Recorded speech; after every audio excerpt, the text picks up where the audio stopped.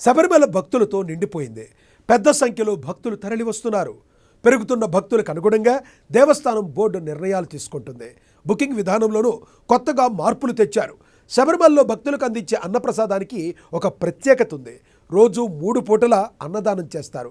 కాగా అన్నప్రసాదం అందించే టైమింగ్స్, మెనూతో సహా అక్కడ అమలు చేసే విధానం సైతం అన్నీ ఆసక్తికరంగా ఉంటాయి.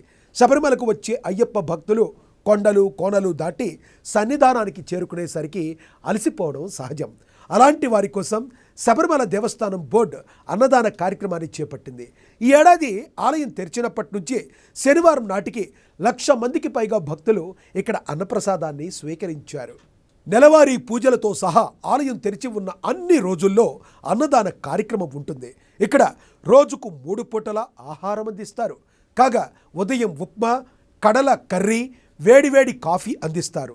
ఇక మధ్యాహ్నం పులావ్, దాల్ కర్రీ, పచ్చడితో అన్నప్రసాదం ఉంటుంది. కాగా రాత్రిపూట గంజి, పుచుక్కు భక్తులకు అందిస్తారు. అయితే భక్తుల రద్దీ ఎంత ఉన్నా క్వాలిటీ, క్లీనింగ్ విషయంలో దేవస్థానం బోర్డు చర్యలు తీసుకోవడంలో ఏమాత్రం తగ్గడం లేదు. వంట చేయడానికి, వడ్డించడానికి, క్లీనింగ్ కోసం మొత్తంగా 235 మంది సిబ్బంది పనిచేస్తున్నారు.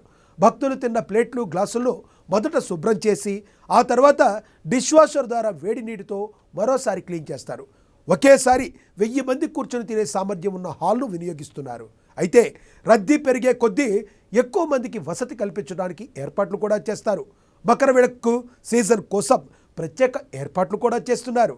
కాగా భక్తుల రద్దీ పెరుగుతున్న నేపథ్యంలో భద్రతను కట్టుదిట్టం చేశారు. కోయంబత్తూర్ బేస్ క్యాంప్ నుంచి వచ్చిన 140 మంది ర్యాపిడ్ యాక్షన్ ఫోర్స్ బృందం సన్నిధానంలో మోహరించింది.